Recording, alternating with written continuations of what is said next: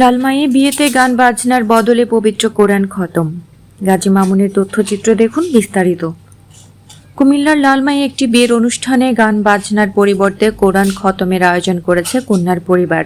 উপজেলার বাগমারা উত্তর ইউনিয়নের রায়পুর গ্রামের বাসিন্দা জাকির হোসেনের একমাত্র মেয়ের বিয়ের অনুষ্ঠানে গান বাজনার আয়োজন না করে স্থানীয় মসজিদের ইমাম ও মাদ্রাসার শিক্ষকদের মাধ্যমে বিয়ের প্যান্ডেলেই পবিত্র আল কোরআন তেলাওয়াতের ব্যবস্থা করা হয়।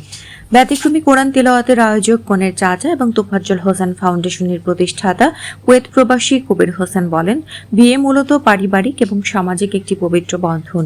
তাই এই বন্ধনে যাতে পবিত্রতা ঠিক থাকে সেজন্য এই মহতী উদ্যোগ। কারণ গান বাজনা ইসলামে হারাম, এজন্য বিয়েতে হারাম পরিহার করে হালাল পন্থায় শুভ কাজ সম্পন্ন করার ইচ্ছায় আমাদের এই আয়োজন। রায়পুর পূর্বপাড়া আল নূর জামে মসজিদের মৌলভী আব্দুল মুমিন বলেন, এটি অবশ্যই একটি ব্যতিক্রমী আয়োজন।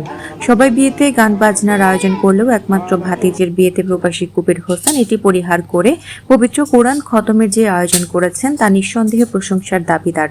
ইসলামী দৃষ্টিতে এটি শুভ ও প্রশংসনীয় কাজ।